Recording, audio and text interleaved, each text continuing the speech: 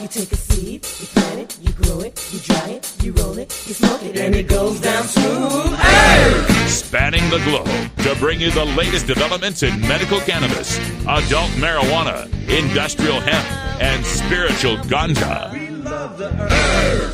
It's time for the Marijuana Agenda with Russ Belville. Now, here's your host, Russ Belville. Good day, tokers and tokettes and non-toking lovers of liberty. It is Thursday, August 3rd, 2017, and it's got to be 420 somewhere in the world. Welcome to the program. So glad you could join us here at live.mjagenda.com. We're here every weekday at 3 p.m. Pacific time, live on YouTube, absolutely free. You can also pick up the podcast by visiting mjagenda.com. We've got the links there for you. You can also become a patron of this program. For just $4.20 a month, you can help me keep doing this full time and get access to ad-free downloads of everything that you're hearing on the live free podcast. Pick it up on iTunes, iHeartRadio, Stitcher, TuneIn, YouTube, SoundCloud, Google Play, Facebook, and hell, I don't know, a bulletin board system somewhere, possibly. Welcome to the show. On today's program, we've got a bunch to talk about in our drug war data mining, a new report coming out from the Washington Post that shows out of over 1,800 cops in 37 of the nation's largest police departments, over 1,800 cops fired since 2006, and over 400 of them have been forced to be rehired through police unions and appeals. So we're going to talk a little bit about public police unions, the appeals process, and the bad cops who, even after in some cases are convicted of crimes, are allowed to go back out on the streets carrying a gun to enforce the law. That's coming up in Drug War Data Mining. Also on the program today, we'll have time for a radical rant where there's 3 different stories going around right now, 3 different major issues going around in the cannabis community that leads me to want to remind everyone that if you speak up about marijuana, you could have bad law enforcement consequences for that. Yes, I know it shouldn't be legal. It shouldn't be illegal, but it is illegal, and this can cause problems in your life. If you don't want to get in trouble for marijuana, don't use marijuana and don't talk about marijuana. That's coming up in the Radical Rant, but we'll start everything off with the cannabis headline news, and we're leading the news today with a great bit of polling information that should give Kevin Sabet and Project Sam some heartburn.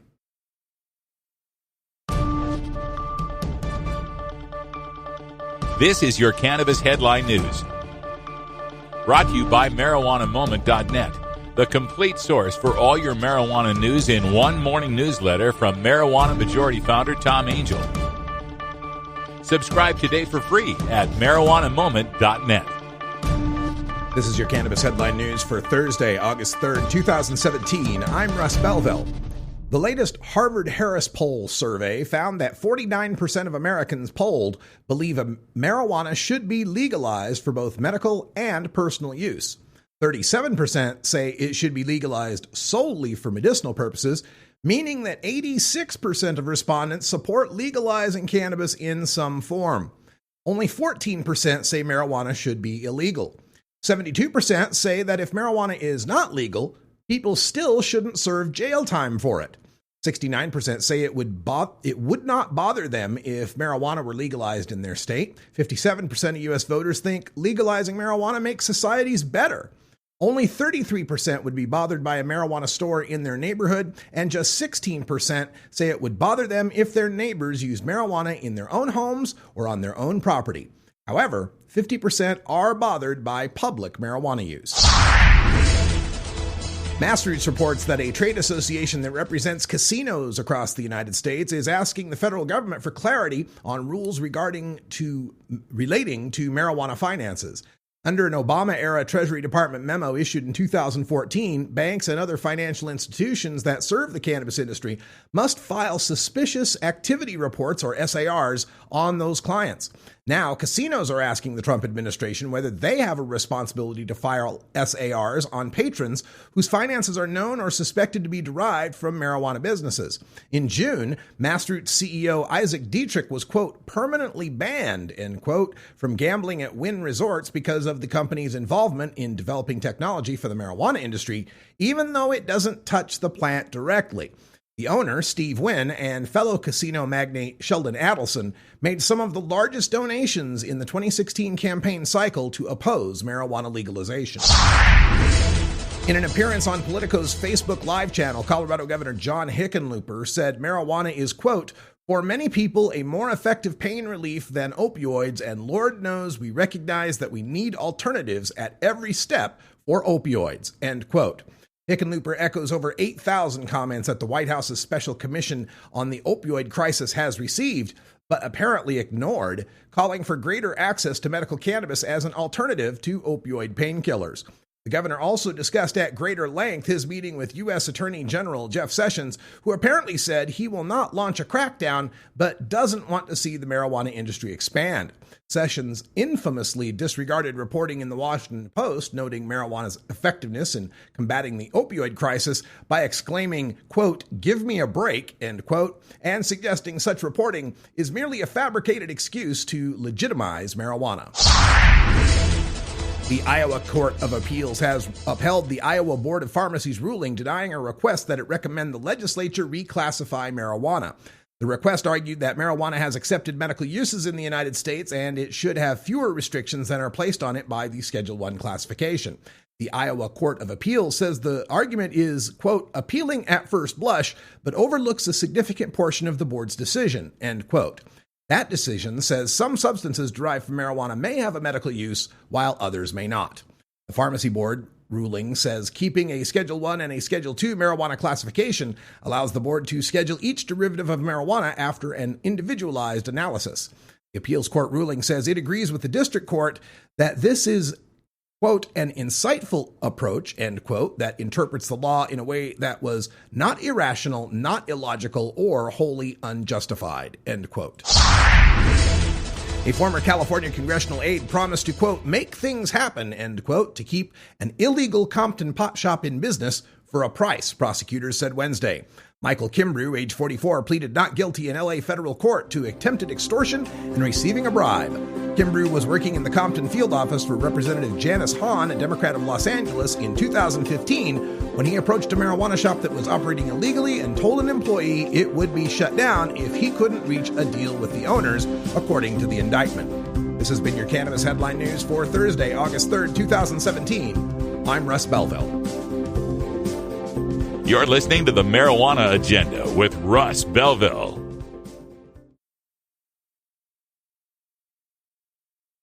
Hi, I'm Russ Belville from the Marijuana Agenda. If you appreciate my full-time dedication to reporting and analyzing the news about cannabis, consider becoming a patron of the show. For just $4.20 per month, you'll help keep my live stream and podcast free while earning yourself your own private ad-free podcast link for the show, as well as links to the supporting articles and data. For a $9.99 VIP subscription, you'll get all that plus my exclusive research, data tables, and graphics. Just log on to mjagenda.com and click the Become a Patron button today. The Marijuana Agenda, like the gay agenda, only with better music.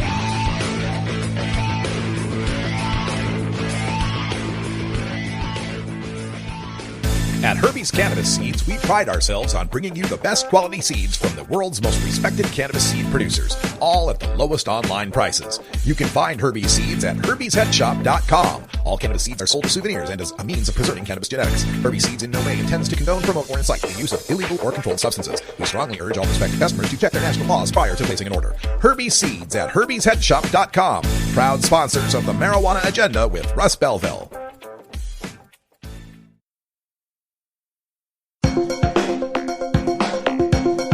Promoting the end of adult cannabis prohibition is easy because we have facts, science, reason, compassion, evidence, truth, and logic on our side. It's even easier when researchers catalog it all for us. Learn how to gather the facts on marijuana use, arrests, seizures, rehabs, drug tests, and more on this edition of Drug War Data Mining. Today in the Data Mines, we take a look at a report from the Washington Post entitled Fired, Rehired. It's how police chiefs are often forced to put officers who are fired for misconduct back out on the streets. And this dovetails along with what we've been showing you from Baltimore, the two separate body cam incidents that show the Baltimore cops planting drugs. And I asked the question when I ran about this, why is there not a national database of cops? I mean, we are entrusting these people to carry tasers and guns and allowing them to shoot at us in certain circumstances and giving them an incredible standard of qualified immunity that protects them from lawsuits and prosecutions and all manner of circumstances where you and I would be hauled into court. If we're giving them that much responsibility, giving them that much power, doesn't that come with any responsibility? I mean, it's the old Spider-Man mantra, right? With great power comes great responsibility, but apparently not for cops, because according to this report in the Washington Post, they did some investigative journalism here, and they found since 2006, at least 1,881 police officers have been fired from 37 of the nation's largest police departments for behavior that betrayed the public's trust. Now, some of the examples in this include one officer who sexually abused a 19-year-old in his patrol car, another officer who challenged a handcuffed man to fight for a chance to be released, and a third cop who shot and killed an unarmed man are among the 1,881 cops since 2006 in these 37 police departments who had been released, who'd been let go, been fired. And those three are among 451 who successfully appealed and won their jobs back. That's right. The cop who sexually assaulted the 19-year-old in the back of his car is a cop again, is working as a cop. The cop who challenged the handcuffed man to a fight for his freedom is working as a cop. The guy who killed an unarmed man is working as a cop. This is a shocking report coming out of the Washington Post. It's a huge story. There's numerous chapters involved in this story, and it's well beyond us being able to cover the whole thing in this segment. But of these 1,881 cops, over 450 that are put back on the streets because they have these union contracts, they have these automatic appeals. These police chiefs get overruled by these arbitrators. These things aren't taken to court. These are just through private arbitration, right? And in many cases, the underlying misconduct, according to the Post, was undisputed. Like, there's no doubt this cop broke the rules, broke the public's trust. But they get their job back because the departments punished them too harshly, or they missed a deadline in paperwork, or they lacked sufficient evidence, or failed to interview witnesses. So, because of technicalities, these 457 cops get back out on the streets after their misconduct was undisputed. Nobody disputes they did what they did. The handcuff guy, that was a San Antonio cop. Detroit was the one who sexually abused the young woman in the car, and Boston was the one. An officer was returned to work in 2012 despite being accused of lying, drunkenness, and driving a suspected gunman from the scene of a nightclub killing. He gets to keep working as a cop. And Charles H. Ramsey, the former police commissioner in Philadelphia and chief in the district, says, quote, "It's demoralizing, but not just to the chief. It's demoralizing to the rank and file who really don't want to have those kind of people in their ranks. It causes a tremendous amount of anxiety in the public. Our credibility is shot whenever these things happen," end quote. And to me, it's notable how during the election and throughout politics, we have a lot of discussion about public employee unions. And this is usually the teachers union and the nurses union and these people that are working, the government employees. Asks me, AFSCME, the American Federation of Federal, State, County, Municipal Employees, right? Public employee unions are always these demons, these terrible, terrible unions that are corrupt, and they're keeping us from firing the bad teachers, and they're allowing these career bureaucrats to sit and work and just suck off the government teat, right? They're always the bad guy, right? These public unions. But you never hear them complaining about the police union. And it's these police unions that are fighting to keep these bad cops on the street. Now, I'm not against there being a process by which there's an appeal. Certainly, cops have a right to their jobs too, and the ability to be able to fight against unjust accusations. But the story goes on to talk about how there's no national database of cops who've been fired. There's no national tracking of these things. So for some of these, and some of the states even shield the personnel records from public disclosure. So even if you wanted to investigate your new cop hire in some podunk, police department wants to find out, well, was this guy fired from his last job? Was he abusive to other prisoners, to suspects? Was he a bad cop in any way, planting drug evidence? They can't look that up. They can't find that information out. Now, the Post had tried to get information from 55 police departments. Only 37 of them responded. Pointed out that 451 got their job back. 88 of them, 151 had been fired for conduct unbecoming, 88 for dishonesty, 33 had been charged with a crime, 17 had been convicted, mostly of misdemeanors, and they got their jobs back. 8 of them were fired and rehired more than once. You're listening to the Marijuana Agenda with Russ Belville.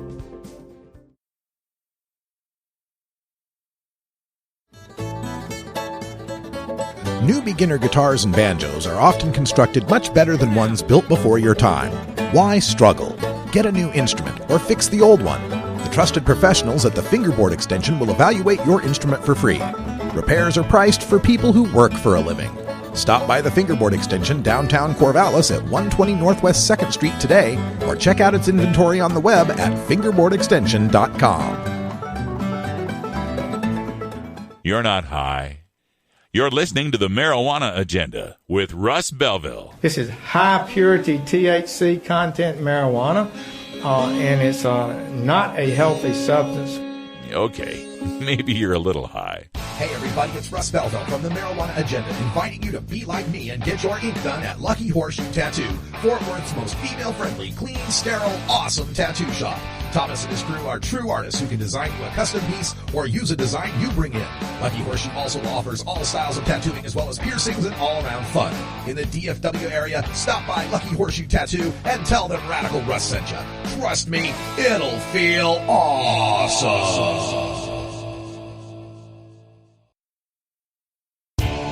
Total war against public enemy number one. 10 federal criminal penalties for 1 ounce of marijuana. Marijuana is probably the most dangerous drug. Legalization is just another word for surrender. I experimented with marijuana and didn't inhale. This is not medicine. This is a Cheech and Chong show. Encourage people to use less drugs. I am ill.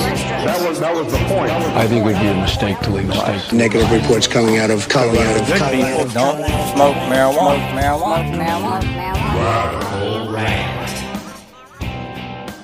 Well, today's rant is something I could shorthand it by calling it God, CBD, and CPS. But the basic theme today is a reminder that in most states in America and under federal law, marijuana is illegal.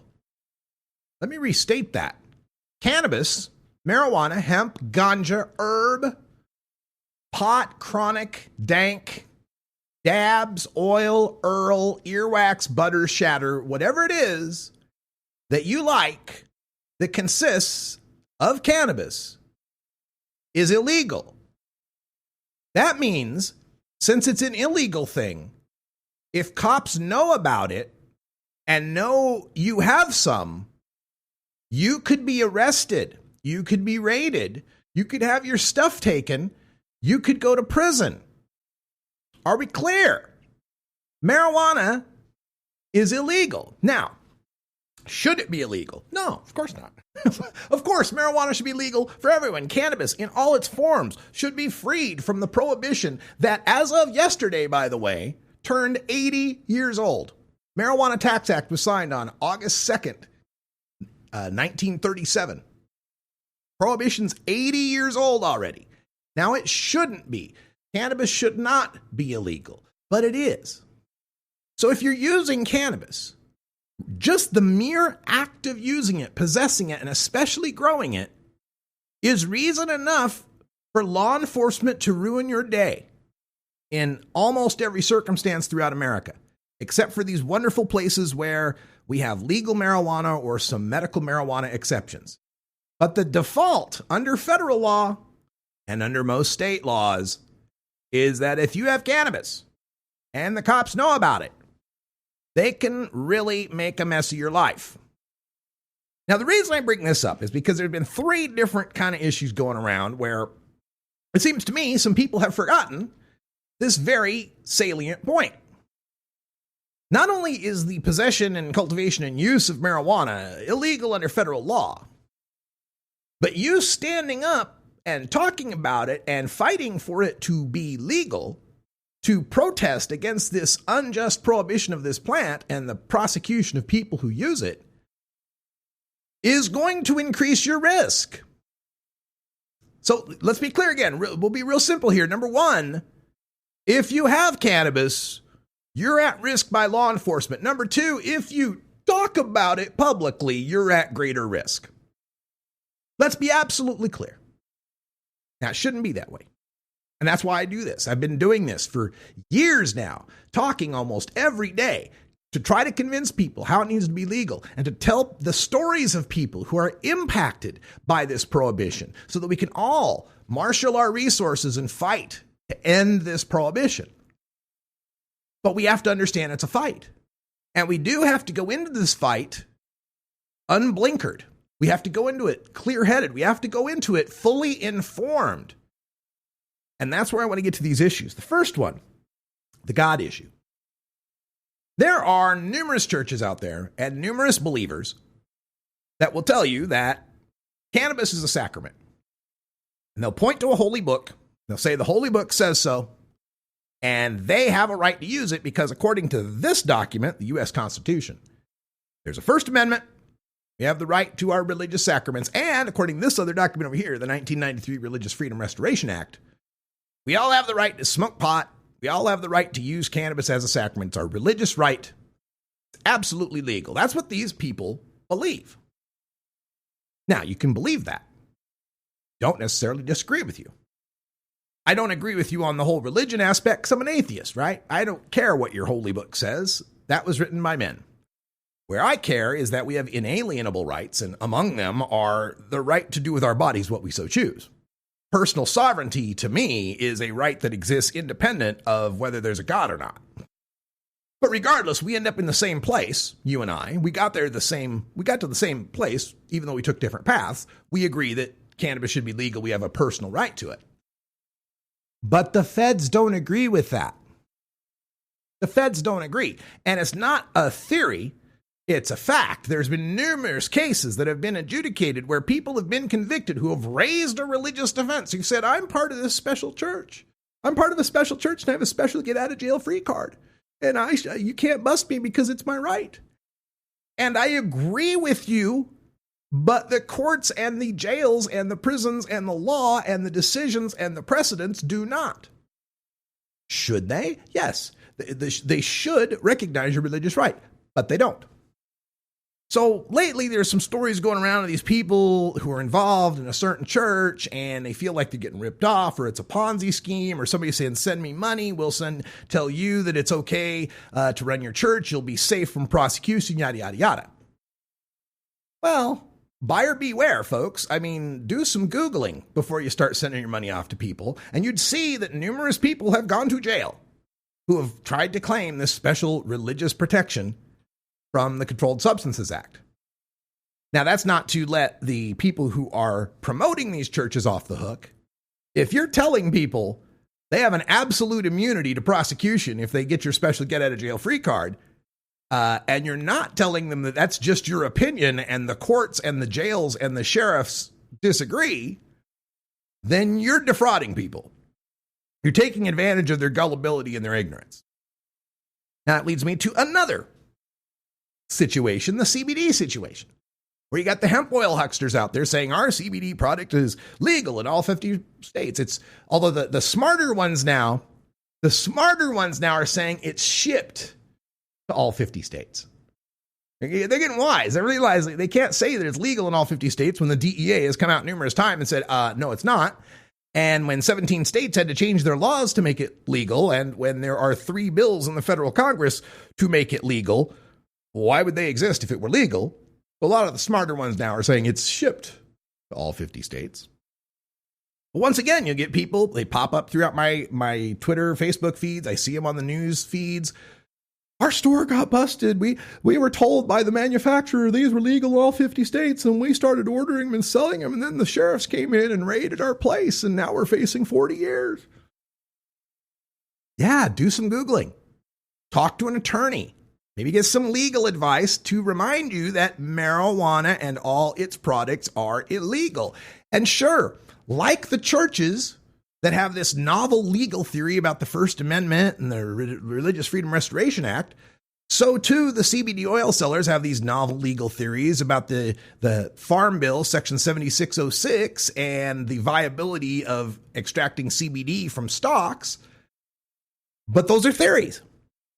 I have a novel legal theory that we all have the right to smoke pot because the 9th Amendment of the Constitution says we have rights that aren't written down in the Constitution, and certainly smoking or at least cultivating hemp would be one that our founding fathers would think we'd have a right to. But I'm not going to go and try to sell you something and tell you that my magic belief in the 9th Amendment is going to keep you out of prison.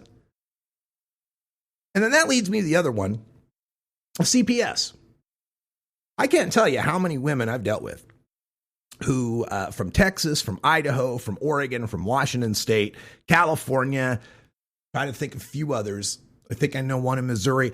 Numerous women who have had an involvement with medical cannabis and stood up for their medical cannabis use, either by, in the case of Lindsay Reinhart, going out and trying to pass an initiative for medical marijuana in Idaho, of all places, to others that just stood up and said that they were medical cannabis patients, either at a normal meeting or in the newspaper op-ed or whatever, who then had CPS come and take their kids away, who then had to fight through the courts for their kids because they went and stood up for their rights to use cannabis. Those women understood that taking that stand meant risking their kids. They understood that if you stick your head up, you're the one they're going to want to chop down. They understood that they had to take that risk. Now, it's up to others to decide whether it was the right risk. Some people will say you shouldn't take that risk. You're a parent. You should think of your kids first. You should put your political aspirations or your political beliefs to the side. You should kowtow and bow down and take the drug tests and give up the pot and whatever. That's for other people to decide. But once a parent has decided to go forward and stand up and fight for others and make their story public, they need to realize they've taken a huge risk, and they need to be man enough to take responsibility for taking that risk. They need to understand that they are the ones that decided to go public. No matter how small or large they thought going public would be, in the age of the internet, there are no local audiences. There's just the internet, and anyone can find everyone on the internet. So if you're going to get involved with this, if you're going to fight to end marijuana prohibition, and you're going to be public about it, and you're going to tell people on the newspaper, in public appearances, on the internet, on Facebook Live, on YouTube, on websites, on podcasts, in magazine articles, if you're going to talk about it, you're going to be a target. If you don't ever want to get busted for weed, don't ever have any weed. But if you're going to have weed and you don't want to get busted for weed, shut up about it. And if you're not going to be shutting up about it, like me, and I've sacrificed and lost a lot in my life by not shutting up about it, then man up and take responsibility for the consequences of your decisions. That's all the time I got. Thanks for joining us. Until next time, take care of each other, tokers. Follow MJ Agenda on Facebook, Pinterest, Instagram, YouTube, and follow MJ Agenda Show on Twitter. Learn more at mjagenda.com. You take a seed, you plant it, you grow it, you dry it, you roll it.